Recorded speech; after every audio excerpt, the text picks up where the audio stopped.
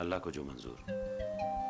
लेकिन तुम लोग बिल्कुल फिक्र मत करो, मैं आ गया हूं ना। तुम लोग अब यहां नहीं रहोगे, तुम लोग सब मेरे साथ दुबई चलोगे। लेकिन मामा जी आप इस तरह अचानक यहाँ? बेटे तुम्हारी अम्मी का फोन आया था, इन्होंने सब कुछ बता दिया है मुझे फोन पर। मुझसे रहा नहीं गया, मैं फौरन काम छोड़कर यहाँ आ गया। नगमा, अब जो भी काम है जल्द से जल्द निपटा लो, ताकि हम 1-2 दिन में यहाँ से निकल चलें। नहीं शफीक भाई, मैं इतनी जल्दी यहाँ से नहीं जा सकती। अगर मैं सब कुछ छोड़कर चली गई तो अफजल और नाज़नीन तो सब कुछ हड़प कर जाएंगे। लेकिन जो कुछ हमने गवाया है वो हासिल भी तो करना है। शफीक भाई, मैं ज़ारा और मायरा को आपके साथ भेज देती हूँ। लेकिन आपा, आप और सारा यहाँ पर क्या करेंगी? मेन रीज़न तो सारा की पढ़ाई है ना। अगर हम इस वक्त गए तो उसका साल ख़राब हो जाएगा। और फिर शफीक भाई, मुझे लगता है यहाँ रह के शायद मैं अफजल के नापाक इरादों को नाकाम बना सकूं। मैं आप नहीं जा रही तो हम भी नहीं जा रहे। बेटा जिद नहीं करते। मुझसे हमेशा कहते हैं ना, तुम हमारी बेटियां नहीं बेटे हो। अच्छा, अब जैसा कहें। जिस झूठी बदनामी की वजह से हमें जाना पड़ रहा है वो इज्जत और शोहरत हम वापस लेकर आएंगे।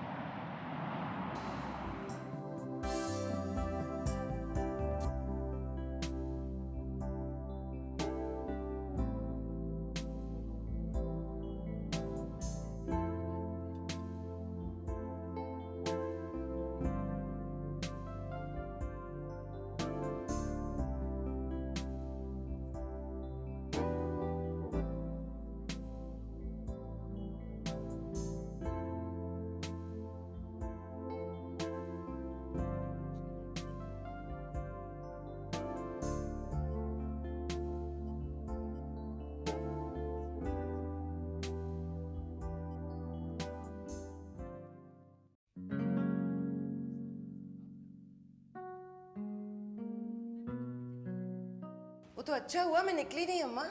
आपने इतला तो देनी थी, अचानक कैसे आ गई? अरे भाई, वहाँ वीज़ा लगने में इतना वक्त लगेगा और मैं इस्लामाबाद में कहाँ रुकती। मैंने सोचा घर चली जाऊँ। हाँ, ये तो आपने अच्छा किया। चलिए। मैडम ये अफजल साहब देती है। अच्छा, वो दोनों कहाँ रह गए, अफजल और नाज़नीन? वो सिद्दीकी के यहाँ रुके हुए हैं। अच्छा, और वो तो पता नहीं रोज़ पासपोर्ट ऑफिस जाते हैं। अम्मा क्या लिखा है? अफजल और नाज़नीन अमेरिका चले गए हैं और आपका वीज़ा नहीं लगा, इसलिए वो जब वीज़ा लगेगा तो आपको बुला लेंगे। अरे अफजल, मेरे अपने बेटे ने कैसा धोखा दिया है।